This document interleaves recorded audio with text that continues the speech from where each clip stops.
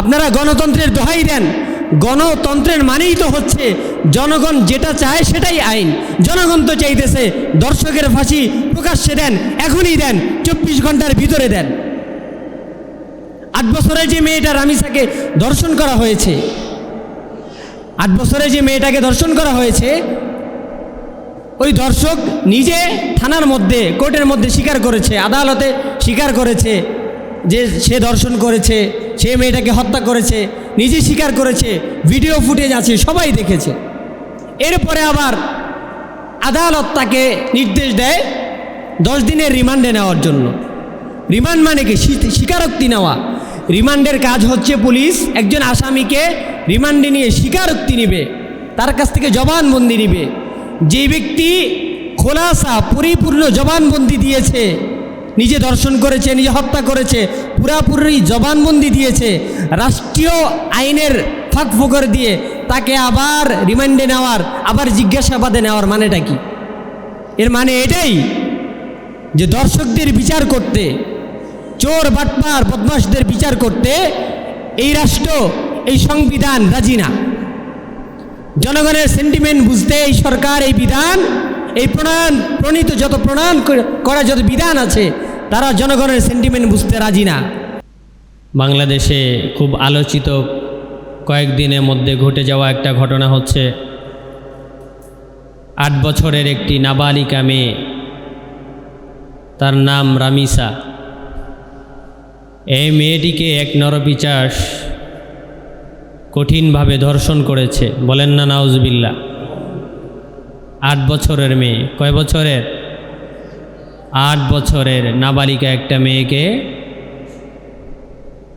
পাশের ফ্ল্যাটের, পাশের বাসার পুরুষ নামের কলঙ্ক এক নরপিশাচ সে ধর্ষণ করেছে। ধর্ষণ করেই ক্ষান্ত হয় নাই, 8 বছরের ছোট্ট মেয়েটাকে ধর্ষণ করার পরে তার মধ্যে যখন এই কথার উদয় হয়েছে, এই মেয়েটাকে যে এইভাবে নষ্ট করা হয়েছে, নির্যাতন করা হয়েছে, এই মেয়েটা এই কথা তার মা বাবা, তার গার্ডিয়ানকে বলে দিবে। এই কথা যখন ওই ধর্ষকের মাথায় আসছে, ওই ধর্ষক ওই মেয়েটার শরীর থেকে মাথা আলাদা করে জবাই করে মেয়েটাকে হত্যা করেছে। বলেন নাউজুবিল্লাহ। আচ্ছা বলেন তো, আপনার আমার দৃষ্টিতে, আমাদের দৃষ্টিতে এটা কি ছোট অপরাধ নাকি বড় অপরাধ? অল্প বড় অপরাধ না বেশি বড় অপরাধ? বেশি বড় অপরাধ। একজন মানুষের জন্য অন্য একজন মানুষকে হত্যা করার চেয়ে বড় কোনো অপরাধ হইতে পারে না। আপনি যত বড় পাপ করেন, যত মহাপাপ করেন, আপনাকে ক্ষমা করার, মাফ করার সুযোগ আছে। কিন্তু আপনি যদি আমাকে মেরে ফেলেন, আমি আপনাকে মাফ করার কোনো সুযোগ নাই। তো যেই ব্যক্তি 8 বছরের ছোট্ট নাবালিকা শিশু মেয়েটাকে ধর্ষণ করার পরে হত্যা করেছে, ওই ব্যক্তির ব্যাপারে বাংলাদেশের 99.9% মানুষ, অর্থাৎ 99 ভাগেরও বেশি মানুষ ওই ধর্ষকের পক্ষে একটাই কথা বলেছে, ধর্ষকের ব্যাপারে একটাই কথা বলেছে, তাকে প্রকাশ্য মৃত্যুদণ্ডের ব্যবস্থা করা হোক। ঠিক কিনা বলেন? এবং এটা শরীয়তের বিধানও বটে, এটা শরীয়তের বিধান। শরীয়ত বলে কোনো ব্যক্তি যদি জিনা করে, ওই রাষ্ট্রীয় সংবিধানের দায়িত্বে যারা আছে, রাষ্ট্রীয় বিচার কার্যের দায়িত্বে যারা আছে, তারা রাষ্ট্রীয় বিচার কার্যের জায়গা থেকে রাষ্ট্রীয়ভাবে ওই ধর্ষককে অথবা জিনাকারীদেরকে হত্যা করবে।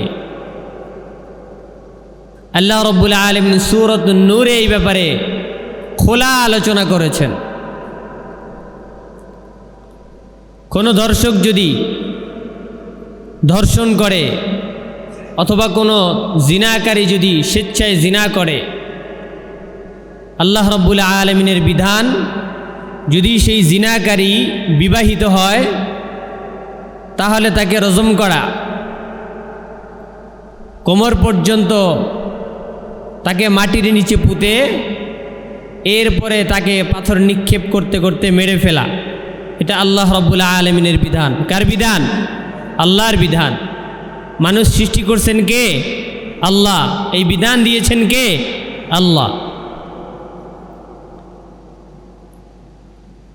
এই অপরাধকারী ব্যক্তি যদি অবিবাহিত হয় তাহলে তাকে 100 বেত্রাঘাত করা, তার সাথে সকল রকমের সম্পর্ক ছিন্ন করা, সামাজিকভাবে তাকে বয়কট করা, 1 বছরের জন্য তাকে নির্বাসনে পাঠিয়ে দেওয়া। এটা হচ্ছে ইসলামের বিধান। বাংলাদেশ গণতান্ত্রিক রাষ্ট্র। কি রাষ্ট্র? গণতান্ত্রিক রাষ্ট্র। বাংলাদেশ সহ পৃথিবীর প্রায় সকল দেশে, কয়েকটি দেশ ছাড়া গণতন্ত্রের দোহাই দিয়ে চলে। গণতন্ত্রের মূল প্রতিপাদ্য হচ্ছে জনগণ যাহা বলবে তাহাই আইন। বলেন নাউজুবিল্লাহ।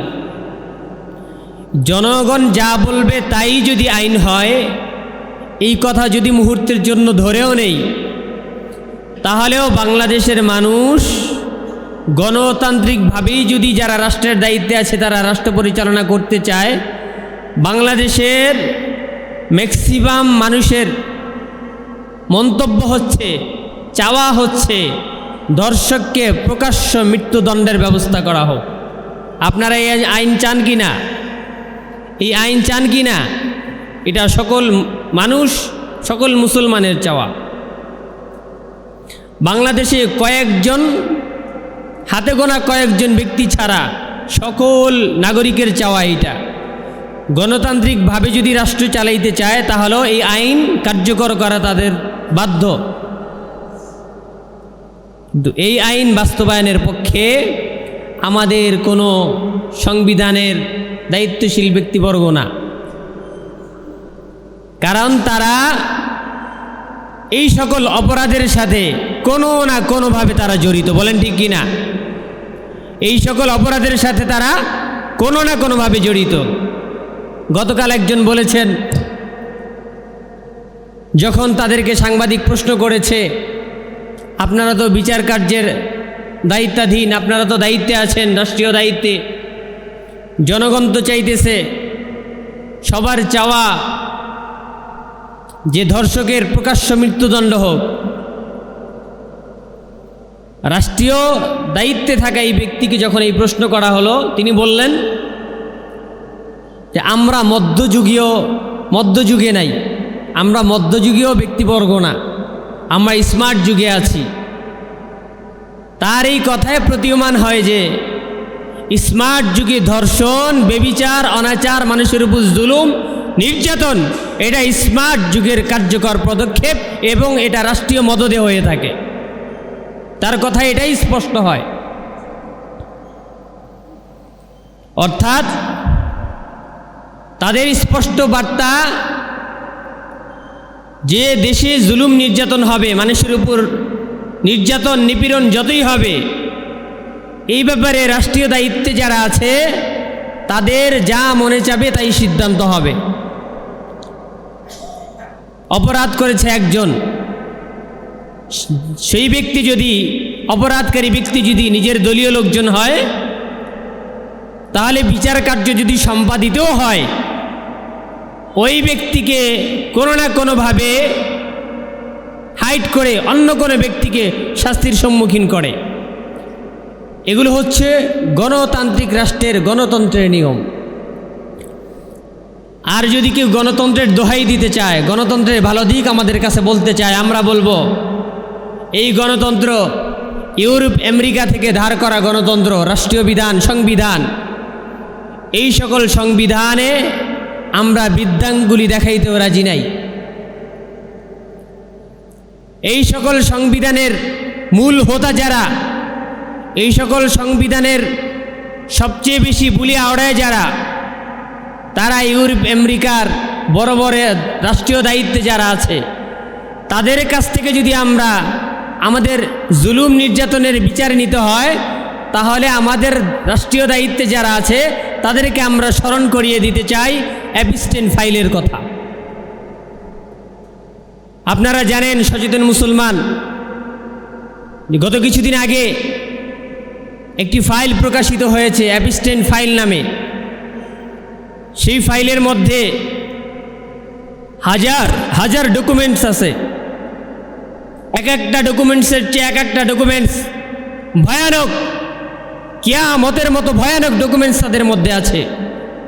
সেখানে দেখা গেছে ইউরোপ আমেরিকার প্রেসিডেন্টরা তাদের এমপি মন্ত্রীবর্গ ছোট ছোট নাবালিকা শিশু বাচ্চাদেরকে ধর্ষণ করেছে।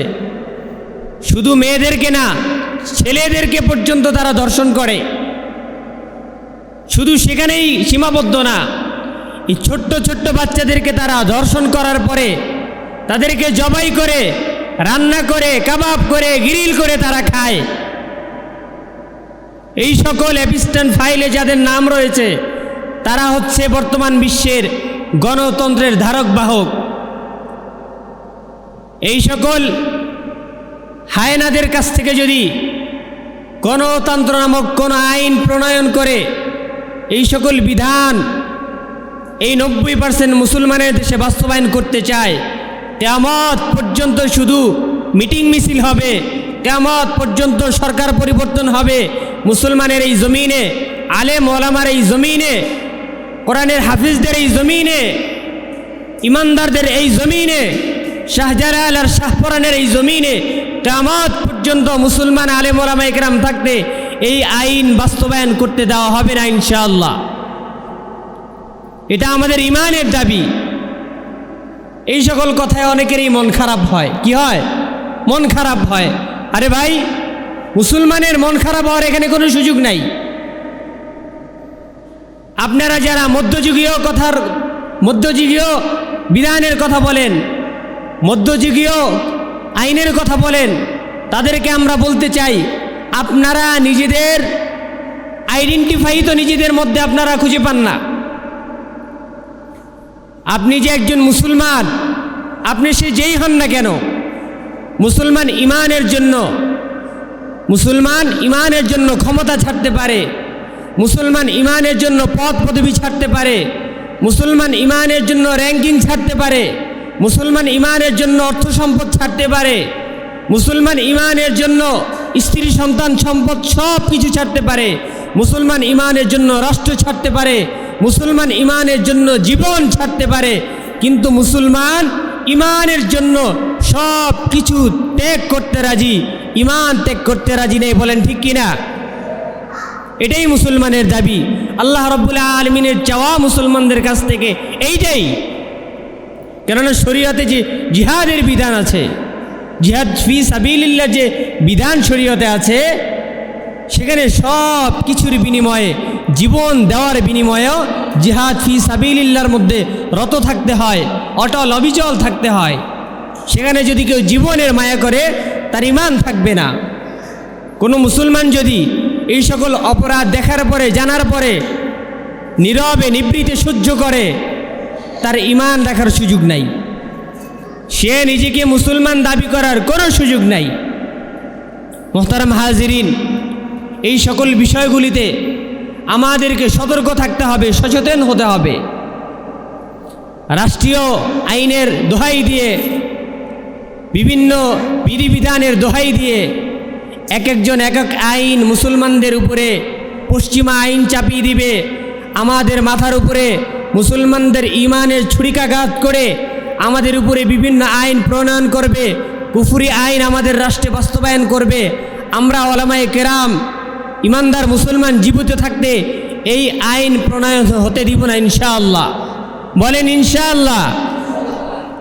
আরে মাঠে মিছিলে মিটিংয়ে না থাকতে পারেন, নিজের জায়গা থেকে, নিজের অবস্থান থেকে, নিজের ঘর থেকে, নিজের এলাকা থেকে, নিজের মসজিদ থেকে এই সকল বিষয়ে যতটুকু সম্ভব ততটুকু সোচ্চার থাকা আপনার ঈমানের জন্য ফরজ। এই সকল বিষয়ে যদি কারো আপত্তি থাকে, আপনি যে কোনো মুফতি থেকে ফতোয়া আনেন, আপনার ঈমান নাই। মধ্যযুগীয় কথা যদি কেউ বলতে চায়, সে যদি নিজেকে মুসলমান আইডেন্টিফাই করতে চায়, নিজেকে মুসলিম দাবি করতে চায়, আমরা বলবো আপনি যদি শরীয়তের আইনকে, শরিয়াকে, ইসলামের বিধিবিধানকে তোয়াক্কা না করেন, আপনার ঈমান নাই। আপনি রাষ্ট্রীয় যেই দায়িত্বে থাকেন না কেন, আপনি মুসলমান না। সুতরাং নিজের মুসলমানিত্বের কথা যদি প্রকাশ করতে চান, নিজেকে যদি মুসলমান দাবি করতে চান, সারা দেশের রাষ্ট্রীয় জনগণের কাছে আপনাদের মুসলমান পরিচয় দিতে হলে আপনাদের মুসলমানের যে আইডেন্টিফাই সকল বিধানাবলী শরীয়তের নিমিত্তে আপনাদেরকে প্রকাশ করতে হবে। শরীয়তের বিধান আপনাদেরকে মাথা পেতে নিতে হবে, এছাড়া দ্বিতীয় কোনো পথ নাই। আল্লাহ রাব্বুল আলামিনের কাছে বিধান বলতে একটাই, আল্লাহ দুইটা জিনিস দ্বারা আমাদেরকে বিধান দিয়েছেন। এক নম্বর হচ্ছে কোরআন, দ্বিতীয়ত রাসূলের সুন্নাহ। এই দুইয়ের বাহিরে যাওয়ার কোনো সুযোগ নাই। যদি আপনি বাহিরে যাইতে চান, নিজেকে আপনি মুসলমান দাবি করার কোনো সুযোগ নাই, যে কোনো একটা মানতে হবে। যদি আপনি কোরআন হাদিসের বাহিরে যাইতে চান, আপনি নিজেকে অমুসলমান দাবি করেন। আর যদি নিজেকে মুসলমান দাবি করতে চান, কোরআন হাদিসের যে আইন প্রণয়ন করে দিয়েছেন রব্বুল আলামিন, ওই আইনের প্রতি আপনি শ্রদ্ধাশীল, সেটা জনগণের কাছে স্পষ্ট করেন। মোহতারাম হাজিরিন, সারা দেশে আজকে ধর্ষণের প্রতিযোগিতা চলতেছে। গত 48 ঘন্টায় শুধু খবরেই এসেছে 8-10টা ধর্ষণ। শুধু এখন ধর্ষণ করেই ক্ষান্ত হয় না, ধর্ষণের পরপর তারা হত্যা করে দিতেছে। এটার মূল কারণ হচ্ছে তারা জানে যে আমরা ধর্ষণ করি, মানুষ হত্যা করি, জুলুম নির্যাতন করি, যাই করি না কেন, রাষ্ট্র আমাদেরকে কঠিন শাস্তির সম্মুখীন করবে না। এটা তাদের বোঝা হয়ে গেছে। অপরাধী যদি বুঝতে পারে আমার এই অপরাধ কার্য সম্পাদিত হওয়ার পরে আমাকে কঠিন বিচারের সম্মুখীন হতে হবে। যেমন মুসলমান মনে করে যে আমি যদি গুনাহের কাজ করি, পাপের কাজ করি, রব্বুল আলামিনের কাছে আমাকে আসামি হয়ে দাঁড়াইতে হবে, আমাকে জাহান্নামের দ্বারস্থ হতে হবে, সুতরাং গুনাহ করা যাবে না, পাপ করা যাবে না। ঠিক তেমনইভাবে রাষ্ট্রীয় বিধানের মধ্যে যদি অপরাধীদের জন্য যথোপযুক্ত শাস্তির আইন প্রণয়ন করা হয়, বিধান জারি করা হয় এবং বিধান কার্যকর করা হয়, দেশে কোনো অপরাধী অপরাধ করে যদি পার না পায়, পরবর্তী কোনো অপরাধ করার জন্য কেউ প্রস্তুত হবে না। ঠিক কিনা বলেন? এই জন্য এই সকল অপরাধীদের বিরুদ্ধে এবং এই অপরাধীদেরকে যারা শেল্টার দেয়, রাষ্ট্রীয় মদদে অপরাধীদেরকে যারা শেল্টার দেয়, তাদের বিরুদ্ধে আমাদের ঈমান থাকা অবস্থায়, সর্ব অবস্থায় সজাগ থাকতে হবে। ইনশাআল্লাহ সুম্মা ইনশাআল্লাহ, বলেন না ইনশাআল্লাহ? সজাগ থাকবো তো ইনশাআল্লাহ। যদি নিজেকে মুসলমান দাবি করেন, সজাগ থাকবেন। দিন ইসলামের বিরুদ্ধে যেই যাবে তার ব্যাপারে সজাগ থাকবেন। যেখানে আছেন যতটুকু শক্তি সামর্থ্য আছে ততটুকু দিয়ে দ্বীনের জন্য, ইসলামের জন্য, রব্বুল আলামিনের জন্য সর্ব অবস্থায় সচেষ্ট থাকবো ইনশাআল্লাহ। মুহতারাম হাজিরিন, আজকে আমাদের আলোচ্য বিষয় ছিল ভিন্ন। সামনে যেহেতু আমাদের ঈদুল আযহা এবং ইসলামের অন্যতম একটি বিধান কুরবানি, এই কুরবানি কেন্দ্রিক আমাদের আলোচনার বিষয় ছিল। কিন্তু এই ব্যাপারে মোটামুটি মাসআলা আমরা অনেকেই জানি, ওলামায়ে কেরামের কাছ থেকেও মাসআলা আমরা জানতে পারবো, মুফতি সাহেবদের কাছ থেকে আমরা এই সকল মাসআলা জেনে থাকি। কিন্তু যেই সকল বিষয় অল্প কয়েক মিনিট কথা বললাম, এগুলো অতীব গুরুত্বপূর্ণ ছিল, অতীব গুরুত্বপূর্ণ। আপনি ভাবতে পারেন আমি তো ভালোই আছি, আমি আমার স্ত্রী সন্তান নিয়ে ভালোই আছি। যেই পুরুষের সন্তান, যেই বাবার মেয়ে 8 বছরের মেয়ে, যেই বাবার 8 বছরের মেয়ে গত 2 দিন আগে ধর্ষিতা হয়েছে, সেই বাবাও 3 দিন আগে ভাবতো আমি তো ভালোই আছি সংসার পরিবার নিয়ে। আপনার এমন ভাবনা, আমার এমন ভাবনাও অতি ক্ষণিকের, যদি এখনই সোচ্চার না হন, অপরাধীদের বিরুদ্ধে এখনই সজাগ না হন। এরপর গতকালকে চট্টগ্রামে চিটাগংয়ে এক ব্যক্তি আবার এক শিশুকে ধর্ষণ করেছে। এক 4 বছরের শিশু, কয় বছরের? 4 বছরে এক শিশুকে ধর্ষণ করেছে। সেখানে জনগণ চেয়েছে যে অপরাধী ধর্ষক তার প্রাপ্য জনগণ নিজ হাতে বুঝিয়ে দিবে। কারণ জনগণ একদিন আগেই দেখেছে একদিন আগেই জনগণ দেখেছে এবং বছরের পর বছর দেখতেছে জনগণ, কোনো অপরাধীর বিচার বাংলাদেশে সুষ্ঠুভাবে বিচার কার্য সম্পাদিত হয় না। এজন্য জনগণকে গতকাল প্রশাসন দিয়ে প্রোটেস্ট করা হয়েছে, জনগণের উপর বিভিন্ন ধরনের হামলা করা হয়েছে, জনগণকে ছত্রভঙ্গের নামে জনগণকে কষ্ট দেওয়া হয়েছে। এগুলো রাষ্ট্রীয় মদদের কাজ হতে পারে না। আপনারা গণতন্ত্রের দোহাই দেন, গণতন্ত্রের মানেই তো হচ্ছে জনগণ যেটা চায় সেটাই আইন। জনগণ তো চাইতেছে দর্শকের ফাঁসি প্রকাশ্যে দেন, এখনই দেন, 24 ঘন্টার ভিতরে দেন। 8 বছরে যে মেয়েটা রামিসাকে ধর্ষণ করা হয়েছে, 8 বছরে যে মেয়েটাকে ধর্ষণ করা হয়েছে, ওই দর্শক নিজে থানার মধ্যে কোর্টের মধ্যে স্বীকার করেছে, আদালতে স্বীকার করেছে যে সে ধর্ষণ করেছে, সে মেয়েটাকে হত্যা করেছে, নিজে স্বীকার করেছে, ভিডিও ফুটেজ আছে, সবাই দেখেছে। এরপরে আবার আদালত তাকে নির্দেশ দেয় 10 দিনের রিমান্ডে নেওয়ার জন্য। রিমান্ড মানে কি? স্বীকারোক্তি নেওয়া। রিমান্ডের কাজ হচ্ছে পুলিশ একজন আসামিকে রিমান্ডে নিয়ে স্বীকারোক্তি নিবে, তার কাছ থেকে জবানবন্দি নিবে।